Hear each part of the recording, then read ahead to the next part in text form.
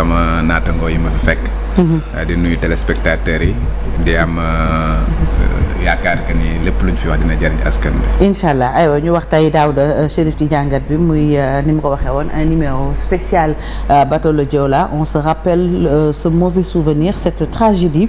Le Joola, retour sur le traitement judiciaire d'une tragédie justement, Chérif. waaw parce que lu toll ci ñaari junni doomu aadama ñàkk seen bakkan ci suufu bateau boobu c'était le 26 décembre daaw de 2002 à l'époque ki fi nekkoon njiitu réew Abdoulaye Wade ne woon lépp dina leer 20 ans après ba léegi amul responsable amul coupable te monte de justice jëmoon naa gëstu nun mën a comprendre loolu. waaw liñ ci mën a comprendre que gouvernement du Sénégal peut-être buggul woon engager sa responsabilité man loolu laa ci jàpp. parce que boo xoolee ñaari procédure lañ ubbi woon. am na benn procédure bu nga xamante ne ñu ngi ko ubbi woon Sénégal fii am na benn bu nga xamante ne ñu ngi ko ubbi woon France parce que dès que affaire bi amoon rek jëloon nañ dossier bi déjà def une enquête administrative daal di def également une enquête judiciaire. Enquête administrative boobu bañ ko defee également am na ay manquements yu nga xamante ne constaté woon nañ ko bon benn bi njëkk a constaté moo di bureau Veritas bi nga xamante ne moom moo defoon saytu boobu. dafa waxoon que ni bateau bi déjà dafa nekk bateau bu nga xamante ne waru woon génn ci fleuve. waru woon dem jamais ci géej. parce que ci construction ni ñu ko construire amul woon kii mooy bi nga xamante ne moom mooy dem ci kii bi ci ndox bi. bu fekkee dafa war a dem ci géej. dafa war a gudd en fait alors que ba boo xoolee bateau bi ci suuf dafa plat ba nga xamante ne normalement ci fleuve rek la war a dem warul dem ci géej muy benn. Deuxième chose également mooy surcharge bi nga xamante ne noté woon nañ ko. mooy bateau bu nga xamante ne normalement 550 personnes moom la war a def. ñu dem ba def ci par exemple plus de 2000 personnes boobu beneen problème la.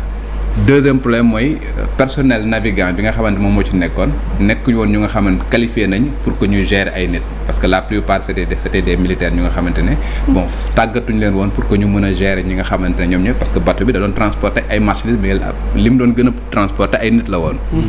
beneen bi également bi nga xamante ne constaté nañ ko mooy marchandises yi nga xamante ne dañ ko defoon ci biir ak oto yi nga xamante ñoo nekkoon ci bateau bi kenn arrimé wu leen. ce qui fait que bateau bi mu amee problème rek lépp dafa dem benn côté loolu moo précipité li nga xamante ne moom mooy gis ne dafa incliné woon voilà parce que arrimé wuñ ko boo defee kal normalement da nga ko war a kii que mu nekk avion que mu nekk bateau da nga koy kale ba nga xamante ne bon même bu fekkee ne bateau bi dafay wëlbatiku kii bi tax na waaw du déséquilibré wu loolu yëpp dafa nekkoon lu nga xamante ne on l'avait constaté nekku ci woon mais enquête boobu loolu beneen bi mooy le gouvernement du Sénégal était au courant qu'il y avait des manquements parce qu'il y avait une correspondance bu nga xamante ne le ministère des transports aériens Youssouf Sakho en son temps bindoon na son homologue ministère des forces armées muy Youba Sambou pour wax ko ni bateau bi amul les conditions de sécurité pour que mu mën a def transport bi entre Dakar ak Ziguinchor. bi mu bindee loolu kenn tontuwu ko bindaat nag ki nga xamante ne moom moo nekkoon premier ministre muy Mame Madior Boye pour arbitrage loolu yëpp c'est des correspondances yu nga xamante ne amoon na mais malgré tout les autorités voulaient tout simplement faire en sorte que bateau Joola dina commencer waat ses dessertes parce que pendant un moment dañ ko arrêté woon xam nga parce que dafa amoon ay pannes yu nga xamante ne dafa des pannes techniques. donc ce qui fait que am na ay manquements yu nga xamante ne wax dëgg fa yàlla mën nañ ci sukkandiku pour situer des responsabilités parce que quand même 2000 personnes qui meurent comme ça et que amul benn responsable ñu jël lépp daal di ne capitaine bateau bi moom mooy ki nga xamante moom mooy responsable dafa yomb pour à mon avis parce que tey li ñuy woowee par exemple extinction de l'action publique il suffit tout simplement que ñu jël lépp gàll ko ki nga xamante ne moom mooy commandant de bateau bi pour que dossier bi ñu classé ko sans suite parce que ka nga xamante ne moom la ñu waroon gàll yëpp génn na àdduna comme ñeneen ñi nga xamante ñoom ñoo nekk les autres victimes c'est ce qui s'est passé exactement dans ce dossier là donc dans l'affaire dans la procédure bi nga xam ne moom moo am Sénégal 10 mois la durée bateau bi mi ngi suux en septembre en août 2013 le dossier a été classé sans suite parce que dañ jàpp que ni commandant bi moom mooy le seul responsable de ce drame là. Parallèlement à cela amoon na beneen procédure bu nga xamante ne ñu ngi ko ubbi woon en France. Parce que 6 mois après le drame les parents des victimes parce que amoon na ay victimes françaises ay une vingtaine de victimes françaises ñooñu dañu porté woon plainte au niveau de la France. Effectivement le procureur daal di ubbi une enquête confiée ko à 2 juges d'instruction ñu ubbi une enquête inculpé des personnalités sénégalaises 9 la ñu woon inculpé leen pour homicide involontaire et non assistance à personne en danger. daal di commencé ubbi enquête bi en 2008 ce juge là a lancé des mandats d'arrêt internationaux contre ces autorités sénégalaises. Un mandat d'arrêt qui concernait Mame Madior Boye, beneen contre Youba Sambou et Youssouf Sakho et 6 autres personnalités. Mais en ce moment-là, gouvernement du Sénégal dafa attaqué woon cette décision du juge français, estimant que juge boobu dafa outrepasser ses prérogatives. Bon, ci liñ ko basé woon nag ñu ngi ko basé woon quand même parce que ils ont soulevé des exceptions. Parce que tey jii boo xoolee par exemple ci convention bi nga xamante moom moo am entre la France et le Sénégal il y a effectivement une convention qui date de 1974 qui dit que su fekkee ne am na homicide bu nga xamante ne dafa am ci France wala mu am ci Sénégal pays ba nga xamante ne fa la loolu amee moom mooy prioritaire par rapport à l'autre pays. Donc comme lii nag dafa nekk lu nga xamante ne Sénégal la amee woon la justice sénégalaise devenait prioritaire par rapport à la justice française ñoom exception yooyu la ñu soulevé woon.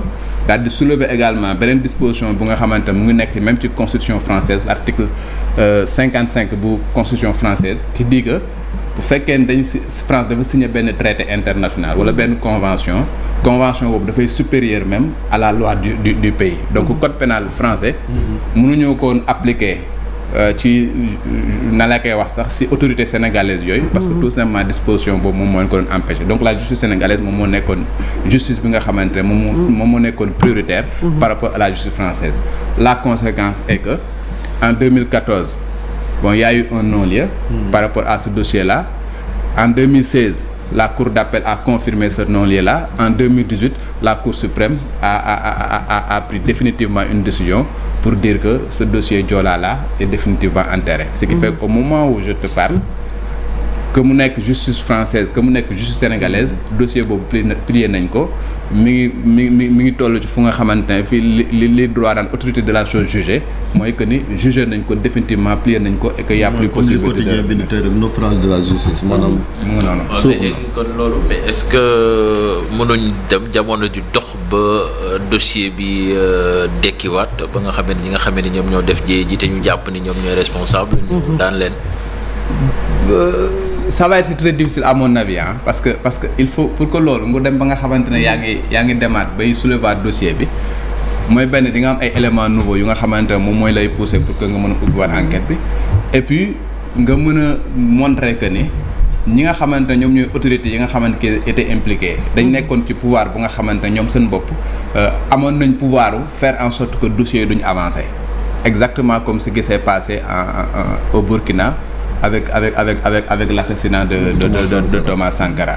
Bon dem nañ ba génnewaat dossier bi parce que on a estimé que ñi nga xamante ñoom ñoo nekkoon au pouvoir ñoom ñoo nekkoon ñu nga xamante ne dossier bi ñoom ñoo ko jëloon teg ci seen loxo parce que amuñu woon intérêt à ce que dossier boobu dem jusqu'au bout donc élément la bu nga xamante ne mën nga ko mettre sur la table pour que ñu ubbiwaat dossier boobu mais tey jii boo jëlee par exemple ñi nga xamante qui étaient impliqués muy c'était le gouvernement de Abdoulaye Wade ak ay autorités yu nga xam ne ñu ngi foofu nekkatuñ ci pouvoir depuis depuis des lustres que mu nekk Youba Sambou que mu nekk démissionné nañ depuis Mathusalem le président Mame Madior Boye premier ministre nekkatul premier ministre depuis Mathusalem Abdoulaye Wade président de la République depuis 2012 n'est plus président de la République donc de 2012 à aujourd'hui on a d'autres autorités qui auraient pu peut-être enclencher des procédures exhumer waat ce dossier là pour que ñu mën ko kii donc ce qui fait que li nga xam les dispositions du code pénal sur la prescription dafay dem forcément mu dugg parce que les infractions quand même suivant le code de procédure pénale sénégalais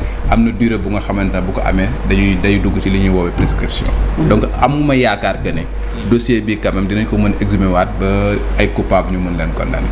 Avant ça mu amoon rapport d'enquête tamit boo xamante ne rapport d'enquête bu ñu officialisé le 4 novembre de la même année est-ce que rapport d'enquête boobu noonu mënuñu wax ne vu la durée ça a été bâclé finalement. Rapport d'enquête bi parce que en fait rapport d'enquête bi dafa am enquête bu nga xam ne avant le naufrage la et c'est ce rapport d'enquête là après naufrage bi enquête boobu dafa confirmer rek li nga xamante ne xamoon nañ ko foofu laa lay wax par exemple les manquements c'est-à-dire que bureau de contrôle Veritas ñoom defoon nañ contrôle bien avant le naufrage et am yenn manquement yu nga xamante ne constaté woon nañ ko waxoon nañ par exemple le bateau le Joola n'est pas habilité à faire du transport de Dakar à Ziguinchor parce que bateau boobu warul warul naviguer lu dul ci fleuve et non pas ci mer. D'ailleurs bureau de Veritas ba ñu defee ba pare certificat de navigabilité bi nga xamante ne bateau Joola da ko amoon dañ ko retiré ñoom seen bopp. Donc ce qui fait que au moment du naufrage. le Joola n'avait plus de certificat de navigabilité. manquement la. alors que tey jii bu fekkee ne tey jël nga rek les dispositions de l'article 307. bu code pénal sénégalais. mooy li nga xamante gis nga ko chaque fois li am ci hôpitaux yi. bu amee manquement ak affaire yi nga gis par exemple ñu enclenche une procédure jàpp nañu dernièrement gis nañu ko lu bëri yoon. ne serait-ce que ces dispositions là bu ñu ko appliqué woon les autorités compétentes de l'époque noonu la ñu. Très bien mais Daouda bateau le Joola on se rappelle bi mu suuxee amoon na ay changements yu amoon. ci dem yeeg dikk bi oto yi ñu wàññi woon surcharge yi accident peut-être je sais pas xaw ma ba xam wàññeeku na am déet en tout cas jëloon nañu quand même des mesures fortes yoo xam ne sénégalais aussi àndoon nañ ci mais dañu xool ne au fil du temps dañu delluwaat ci suñu ay habitudes tey lan lañ ci mën a jàngatee ci wàllu yoon ban taxawaay quand même la yoon war a mën a gën a defaat ci côté boobu wàllu woowu ngir ñu négligence yu mel ni ñu mën a ko respecter parce que lii erreur la boo xam ne mënoon na ñàkk. Fati li nga wax noonu moom mooy le problème fondamental bu ñu am suñu réew. parce que nous avons un pays bu nga xamante ne nous avons un peuple de réaction et nous avons des autorités également de réaction. dëgg la voilà. peuple de réaction mooy jéye bu amee chaque fois da ngay gis par exemple que mu nekk man que mu nekk sama morom. dañu am comportement bu nga xam dañ koy def parce que on se remet en question. on se dit fait notre introspection. on se dit que jéye bii kat bu amee mën naa xoolaat sama bopp peut-être man am naa ci responsabilité. yow nga def ko keneen def ko keneen def ko. autorité bi également am nu nga xamante ne noonu lay doxale effectivement. on se rappelle très bien en 2002. jéey bi muy doog a am boobu moi j'étais au populaire. voilà on avait même une collègue bu nga xamante ne ci gaal gi la suux. voilà Maïmouna Diop elle s'appelait moo nekkoon sunu secrétaire de direction ak doomam. c'était l'épouse de Thierno Birahim Fall bu directeur APS. sunu collègue la woon. ci Joola boobu la on se rappelle à l'époque on était jeunes reporters. même Ndiaga Ndiaye bu ñu mësaan a surchargé ci tali bi da ngay gis par exemple policiers yi dañu leen di arrêté. wàcc tous les passagers. xam nga après passagers yi daal di dem uti yeneen oto. bu jaree daan ñu teg la ko su jaree daan ñu dañu daan immobiliser Ndiaga Ndiaye bi. ñeneen ñi nga xamante ne ils ont accepté les Sénégalais qui ont accepté dem ci oto bu nga xam ne dafa fees. xam nga dañu naan leen gën leen ngeen dem uti ci beneen oto bu nga xamante ne feesul. c'est une responsabilité qu'il fallait assumer. voilà parce que sénégalais bi warul dugg ci oto bu nga xamante ne dafa fees bay tuuru. que ki nga xamante ne moom moo yor Ndiaga Ndiaye bi également warul yëpp ba mu kii donc il faut situer les responsabilités ku ci nekk nga assumer ta part des responsabilités. malheureusement au Sénégal. à chaque fois problème bu amee. voilà on se lève on parle ñëpp di wax après bu ñu toogee un moment ñu delluwaat ci li nga xamante ne moom moo nekk suñuy. c'est pareil doguma la pour les accidents. yi ñu gis ci yoon bi. diggante daaw ak ren li faatu ci tali bi. maintenant on banalise pratiquement les morts. voilà on banalise maintenant nag sur le plan des textes on a des textes. yu nga xamante ne ñu ngi fi. lépp lu nga xamante ne manquement la lépp lu nga xamante ne ñaawteef la lépp lu nga xamante ne peut-être comportement bu nga xamante ne bu warul la. c'est réprimé par nos textes. maintenant je pense que li ñu war mooy peut-être éduquer waat encore une fois. les populations pour que ñu mun comprendre un certain nombre de choses vulgariser les textes pour que nit ñi mun ko comprendre. mais également que les gens commencent à sanctionner. Parce que Sénégal, le problème que nous avons, on n'a pas une culture de sanction. On n'a pas véritablement une culture de sanction. Tey jii ku fi def benn manquement xam nga bu ñu jógee war la sanctionner tey jii sa corporation mooy njëkk a jóg pour wax ni non c'est pas normal. Tey jii bu ñu fi ñëwoon par exemple ma def naka su dul ñu bëgg ma attaquer yéen ñëpp vous allez vous mobiliser pour dire que c'est notre confrère nañ ko défendre. boo amee lenn nga xam ne dafa am ci justice bi également tout le monde se mobilise pour la justice. boo amee lu am ci également ci hôpitaux et consorts on a vu. comme que toutes les blouses blanches daal di jóg également pour défendre je me dis que impunité dañu war a faire en sorte quand même que ñu mën a appliquer parce que une loi est impersonnelle. faire en sorte que ñëpp ñi nga xam ne nañ def manquement que mu nekk autorité bi que mu nekk citoyen lambda bu defee naka su nañu mën dal ci kaw. je pense que buñ ko commencé woon. di ko def ñëpp teg ci seen bët. je pense que am na yenn yu nga xamante ne on se permet de le faire. dootu amate ku jóg par exemple sànni mbalit ci mbedd bi dara du la ci fekk mbedd buur la. ku jóg comporté wu d'une certaine manière dara du la ci fekk alors que nous avons des textes yu nga xam ne ñoom ñoo koy récupérer ne serait-ce que le code des contraventions am na yu bëri yu nga xamante nit ñaa ngi koy def nii ñu nga xamante ne daan mën na dal seen kaw ne serait-ce que teg seen si ñoom amende bu nga xamante ne suñ ko fayee benn yoon fay ko ñaari yoon fay ko ñetti yoon je pense que dinañ dernière question avec Marcel. Dans cette même veine justement étant donné qu'on parle de navigation et ñi nga xamante ne ñoom ñoo remplacé bateau le Joola, il y a eu le Willis d'abord et puis ensuite maintenant Aline Sitoé Diatta d'aucuns disent que tamit dysfonctionnement am na ci yenn bateau yooyu noonu lan la ñu war a def spécifiquement ci cas yooyu noonu pour mën a éviter qu'il y ait ce même drame là qui se reproduise.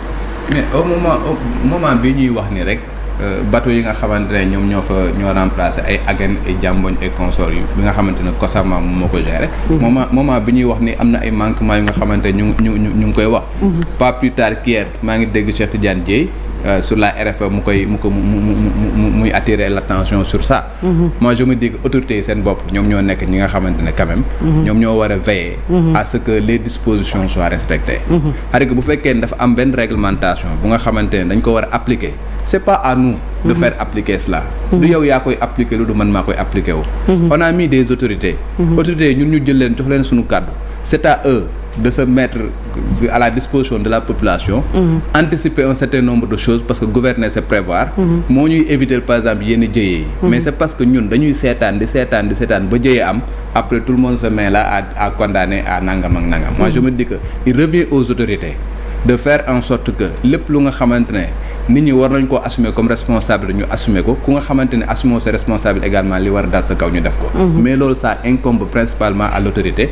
Le gouvernement en l'occurrence. jërëjëf merci beaucoup Daouda Mine ci jàngat bi Ziguinchor la ñuy dem foofee 8h jot na ba tegal fanweeri simili ak juróom-ñaar ci gox bu ñu naan Kanteen.